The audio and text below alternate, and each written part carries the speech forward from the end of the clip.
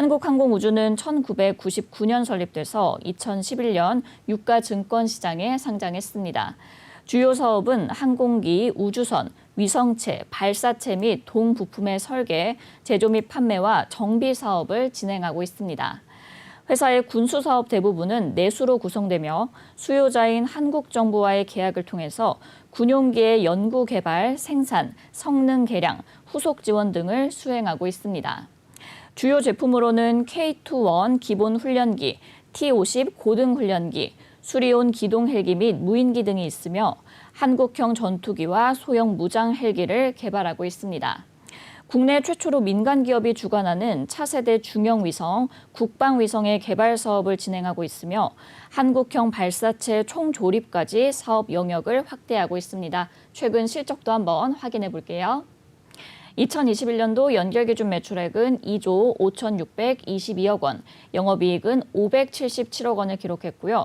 당기순이익은 530억 원을 기록했습니다.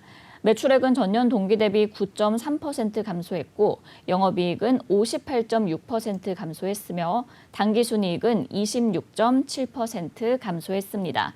회사는 코로나19의 영향으로 인한 매출액의 감소와 판관비의 증가로 손익이 감소했다고 밝혔습니다. 네, 이렇게 기업 정보 알아봤고요. 대표님, 어떤 공시가 있었나요? 네, 바로 어제였습니다. 회사 풍문 또는 보도에 대한 해명 공시가 있었는데 공시 내용 살펴보겠습니다. 풍문 또는 보도에 대한 해명입니다. 이 일종의 이 회사에 관련된 주요 보도자료, 어떤 사실에 대해서 언론을 통해서 이제 발표가 됐는데 이게 공시 규정상에 중대한 좀 이슈가 있느냐 이에 대한 회사의 해명입니다. 그런데 회사는 확정 답변, 미확정, 사실무근 또는 중요 정보 없음인데 회사는 미확정으로 답변을 했네요. 내용 보도록 하겠습니다. 풍문 또는 보도에 대한 내용입니다. 유럽 진격하는 K방산, 폴란드의 10조 수출입니다. 이 풍문 또는 보도의 매체는 한국경제발 보도고요. 이 보도 일자는 7월 20날입니다. 내용 살펴보겠습니다. 본 공시는 2022년 7월 20일 한국경제에서 보도한 유럽 진격하는 K방산 폴란드의 10조 수출 기사에 대한 해명 공시입니다. 당사는 폴란드 정부와 협의 중에 있으나 아직까지 확정된 사항이 없습니다. 향후 구체적인 사항이 결정된 시점 또는 1개월 이내에 재공시하도록 하겠습니다라고 아주 짧게 이 공시를 좀 했는데 내용을 살펴보면 지금 10조 수출에 대해서 아니다, 맞다, 틀리다 이 여부가 지금 굉장히 좀 애매하죠. 네네. 일단 미확정이라는 것은 폴란드 정부와 수출 규모에 대해서 논의하고 있는 것은 사실이다. 사실인데 주요 계약은 아직 체결하기 이전이고 계약의 규모도 언급된 바가 없는 말 그대로 협의 중에 있는 단계다. 그런데 이게 언론을 통해서 너무 구체적으로 이 금액들이 조금 기재가 됐다는 거죠. 지금 10조가 아니라 뭐 19조라는 얘기도 있고 뭐 20조라는 얘기도 있고 이게 뭐 너무 의견이 좀 분분하다 보니까 어떤 부분이 좀 맞는 것인가라는 관건이 있었는데 저는 사실상 이 폴란드의 이 방위산업 관련 뭐 방산 무기죠. 이 한국 항공우주가 보유하고 있는 이 방산 무기 등의 어떤 판매 관련 이슈가 협의 중에 있는 상태는 맞다라고 좀 판단이 되고 있고 관련된 부분에 대해서는 지금 한국항공우주가 좀 보유하고 있는 고등훈련기죠. 지금 KT1 그리고 T50, FA50이라는 이 비행기 명인데 지금 이 구체적인 어떤 보도 사실에 대해서 뭐 FA50에 대해서도 지금 3조 4천억 원 규모의 뭐 계약 체결이 임박했다. 구체적인 어떤 내용들은 이게 뭐 추정해서 쓴 것 같지는 않고 논의되어 있는 부분들은 사실이겠지만 아직 확정된 상태는 아니다라고 밝히는 공시입니다. 네, 일단 한국항공우주 이 폴란드 10조 수출 보도에 대해서 미확정이라고 발표를 했습니다. 언론에 알려진 바에 따르면 이 한국항공우주가 폴란드 수출 관리팀을 꾸려서 공을 들이고 있다라고 하는데요. 이 폴란드 수출이 잘 성사가 된다면 다른 방산업체의 수출에도 좀 긍정적인 영향을 미치겠죠? 그렇죠. 지금 이 대통령의 해외 순방 이후에 사실 이 방위사업 전략이 상당히 좀 많이 좀 논의가 좀 됐었어요. 네네. 최근에 뭐 인도네시아에 뭐 이 고등훈련기를 좀 수출한 이력도 좀 있었고요. 최근에는 이 지정학적 리스크가 좀 부각이 되면서 이 동유럽권에서 이 군비를 좀 증강시키려고 하는 의도가 있죠. 지금 우크라이나의 접종이 바로 폴란드거든요. 폴란드의 입지가 사실 벨라루스와 우크라이나를 이제 접경을 좀 두고 있는데 벨라루스는 사실상 이 친러시아 성향의 국가입니다. 네네. 사회주의를 아직까지 좀 이 체계 지지를 하고 있는 국가고, 우크라이나는 지금 현재 이 러시아와의 전쟁 상태에 있는 국면에 처해 있는데, 만약에 이 전후 이 판세, 지역의 어떤 판세를 고려했을 때는 폴란드 입장에서 굉장히 껄끄러운 지정학적 리스크를 좀 보유하게 된 셈이죠. 단순해서 뭐 평화협정 안에서 아무 일이 없다면 상관이 없는데, 혹시라도 영토에 관련된 분쟁 부분이나 뭐 소규모 충돌 등을 좀 예상해 본다면 폴란드 입장에서는 사실상 지금 뭐 손 놓고 있을 수 있는 어떤 상황은 아니다라는 관점에서 일단 한국의 어떤 방산 무기들이 폴란드의 어떤 긍정적인 어떤 검토 대상으로 작용되지 않았겠는가 좀 판단을 해보고요. 최근에 이 폴란드 국방장관이 지난 5월 30일에 우리나라에 좀 방문을 하면서 한국 항공우주도 방문했었고요. 기타 뭐 K9 자주포, 그리고 K1 전차, 미사일, 뭐 항공기 여러 무기들을 시찰하고 간 이력이 있었습니다. 그렇기 때문에 이 이후에 사실상 이 폴란드에서 국내 방산 무기에 상당한 좀 관심을 좀 표명했기 때문에 관련해서는 한국 항공우주 이외에 다른 방산 업체의 경우에도 상당히 좀 수혜가 좀 예상되지 않을까. 같은 논의가 현재도 진행되고 있지 않을까 저는 판단을 해봅니다. 네, 아무래도 우리나라 방산 업체 수출에도 긍정적인 영향을 미칠 것으로 예상이 되고 있습니다. 19일에는 한국형 전투기인 KF-21 보라매가 첫 시험 비행에 성공하기도 했습니다. 한국항공우주와 국방과학연구소가 첫 전투기의 개발을 주도했고 여러 방산 업체들이 함께한 결과인데요. 앞으로 이 방산업계에 대한 기대감 역시 좀 높아진 것 같은데 어떻게 보실까요? 네, 제가 최근에 무슨 유튜브에서도 좀 잠깐 좀 봤었는데 네네. 우리나라에서 사실상 이 전투기를 개발한다. 한국형 전투기라는 건 아직 만들어진 게 없죠. 정식 양산된 건 없는데 고등훈련기라고 해서 이 훈련기는 있어요. 그런데 이 훈련기는 기본 무기는 좀 탑재가 또 가능한 그런 수준입니다. 뭐 현대의 뭐 최신 무기를 장착해서 대공 유도 무기나 이런 것들을 뭐 장착하지는 않지만 그래도 고등훈련기 안에서는 기본적인 무기가 좀 탑재가 될 수 있고 빠른 기동력을 좀 보유하고 있다는 장점 때문에 이게 사실상 이 영공 커버 능력이 좀 작은 그런 뭐 동남아시아 시장에서 상당히 각광을 받고 있는 무기가 맞다. 그런데 저는 이 기술력이 우리나라에서 지금 FA-50이라고 불리우죠. 지금 현재 KF-21이라고 불리우는 이 국산 초음속 전투기의 지금 시험, 이 개발이 좀 진행되고 있는데 최근에 이 시험 비행이 모두 성공적으로 좀 끝났다. 정식 양산의 어떤 기대감들이 좀 반영되고 있는데 저는 머지않아서 우리나라 독자적인 기술로 전투기 좀 만들 수 있는 날이 저는 곧 온다라고 좀 보고 있어요. 지금 네네. 저는 80% 이상 왔다라고 좀 판단을 해보는데 이게 왜 상징적인 좀 의미가 크냐면 전투기 개발이라는 것은 사실상 우리나라도 비행기를 만들 수 있는 장점이 있다는 것이죠.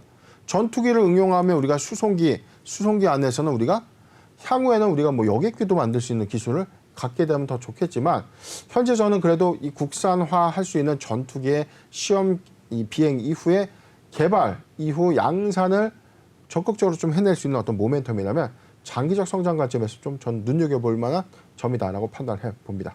네, 이렇게 국내 방산업계의 긍정적인 전망까지 함께 예상해 주셨습니다. 그럼 이어서 실적도 한번 확인을 해볼게요. 올해 1분기 매출은 소폭 증가했으나 영업이익이 큰 폭으로 개선됐습니다. 이 2분기 및 올해의 실적 전망은 혹시 어떻게 보실까요? 네, 회사 주요 제품 서비스 내용 제가 항상 강조드렸던 부분. 최근 정기보고서 안에서 항상 세 가지만 보시라고 좀 말씀드렸던 부분. 이번에 사업의 내용 중에서는 주요 제품 서비스 부분 그리고 여기죠. 매출 수주 상황. 이거 꼭 봐야 되고요. 그다음에 재무제표. 이렇게 연결이냐 개별이냐 재무제표. 정기보고서 내용이 너무 길다 보니까 어떤 걸 봐야 될지 모르고 너무 많이 봐도 이게 다 들어오지 않습니다. 그런데 네네. 간단하게 보신다면 주요 제품 서비스 매출 수주 현황 그다음에 재무 상태에서 영업이익이 나는지 당기순이익이 나는지 매출액이 늘었는지 줄었는지 이 부분만 한 번만 잘 살펴봐도 회사를 잘 골라낼 수 있는 어떤 눈을 키울 수 있다라고 좀 판단해 보는데 일단 뭐 주요 제품 서비스 내용 보도록 하겠습니다. 회사는 지금 추진하고 있는 1분기 사업에 대한 비중과 금액대입니다. 지금 고정이익 부분 그리고 회전이익 부분, 기체 부분, 기타로 좀 구분되고 있는데 제품 설명이 상세하게 나와 있어요. 한국의 공군 고등훈련기 T-50 기반의 경공격기 양산 사업을 지금 하고 있는 T-50KF-21 계열의 이 전투기죠. 전투기 관련된 매출 포지션. 전체적으로 30.67포인트, 1,955억 원의 이 매출 포지션 기록하고 있고요. 그 다음에 뭐 노후 회계 대체를 위해서 기동 헬기, 지금 뭐 수리온이라고 불리우는 국산 헬기입니다. 헬기 관련된 사업 부분은 회전익 부분이라고 하는데 29.2%의 매출 포지션, 1,864억 원. 이 두 가지 비중이 가장 큽니다. 전투기와 헬기 관련 사업의 비중이 전체 59. 거의 60%에 육박하는 매출 포지션을 좀 기록하고 있다. 기체 부분은 26.9포인트 그리고 기타 부분이 13.1포인트로 좀 구분되고 있는데, 다시 말해서 우리가 매출 포지션 비율을 본다면 전투기와 헬기를 많이 팔면 팔수록 이익이 증가하고 실적이 늘어난다죠. 그렇죠. 그렇기 때문에 이 전체적인 한국 항공우주의 수요처는 국내 내수, 우리나라 국방력을 증강시키기 위한 내수용이었어요. 그런데 여기에 플러스 알파 해외 시장에 무기를 수출할 수 있다면, 전략적인 어떤 이 방산 계약 규모가 늘어난다면 중장기 관점에서는 내수를 기반으로 한 해외 실적의 선방 효과로 외형이 확장될 수 있는 요인이 있다는 점이죠. 연결 재무제표 기준 실적 잠깐 보도록 하겠습니다. 회사는 전년 동기 대비 소폭 증가한 6,406억 원의 1분기 실적을 기록했어요. 영업이익은 392억을 기록했고요. 당기 순이익은 367억을 기록하면서 전년 동기 대비 영업이익이 큰 폭의 증가세가 있었고요. 분기 순이익의 경우에도 거의 뭐 3배 이상의 비약적인 성장을 좀 이끌어냈다. 그런데 매출액은 소폭 증가했는데 영업이익의 폭을 크게 가져올 수 있었던 어떤 요인 중에 하나는 초도에 들어가는 개발 양산 비용에 관련된 선제적인 비용들이 먼저 원가 반영이 되고 판매 이후, 납품 이후에 잔금을 받는 구조로 아마 사업이 진행될 것입니다. 그렇기 때문에 이 수익의 인식 관점에서는 초도 비용들이 먼저 반영된 시점 이후에 양산 납품 이후에 오히려 수익성을 회복한다는 회사의 어떤 이 사업의 특수점을 좀 우리가 고민해 봤을 때, 지난해 2연됐던 어떤 실적의 상승 기조가 1분기에 반영 효과가 좀 더 컸을 것이다. 이런 기조 효과가 있다면 2분기에도 안정적인 수익 기반으로 성장을 좀 이끌어 나가지 않을까 전망을 해봅니다. 네, 이렇게 한국항공우주 내수를 넘어서 수출까지 가게 된다면 외형 확장의 가능성이 크다라고 긍정적인 전망 함께 예상해 주셨습니다. 그럼 끝으로 대응과 투자 전략까지 부탁드릴게요. 네, 한국항공우주에 대해서는 지금 뭐 10조 원 규모의 폴란드 방산 무기를 수출하는 계약에 대해서 현재 협의 중에 있다. 그런데 지금 차트를 보면 이런 실적 상승 기대감은 모두 주가로 반영된 흐름을 좀 보여주고 있죠. 제가 왜 이 부분에 대한 얘기를 하냐면, 이게 7월 기점이라고 본다면, 자 여기죠. 7월을 기점으로 좀 본다면 사실상 이 기점 이전까지 급등했었던 이유, 누리호 발사 기대감은 사실상 큰 폭의 저는 이 재료 반영은 안 됐다라고 봅니다. 왜냐하면 사실상 이 누리호 발사 기대감으로 인해서 주가는 그렇게 크게 올랐다라기보다는 누리호 발사 성공 이후에 주가의 변동폭이 오히려 더 컸다는 관점에서는 기대감이 먼저 수반되지는 않았어요. 그런데 6월 기점을 해서 오히려 이 누리호 발사 기대감 이후에 주가 조정받았었는데 다시금 상승할 수 있었던 이런 기대감은, 저는 사실상 이 폴란드 무기 수출에 관련된 내용들이 시장에 상당히 많이 오픈되어 있었고, 이게 이 윤석열 대통령이 지금 유럽 순방 동안에도 사실상 이런 관련된 사항들이 많이 좀 부각이 됐었던 이유가 있었거든요. 과거에 뭐 중동 순방 이후에도 사실상 줄 거 주고 받을 거 받는 정치를 하지 않습니까?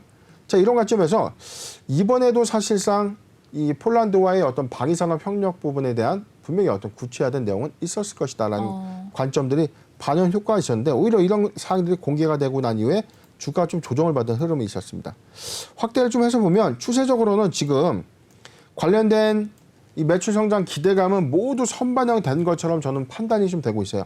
그렇기 때문에 추세적인 관점에서 추세가 좀 무너진 것은 아니다. 성장세에 대해서는 중장기 관점에서도 유효한데, 자, 요 구간입니다.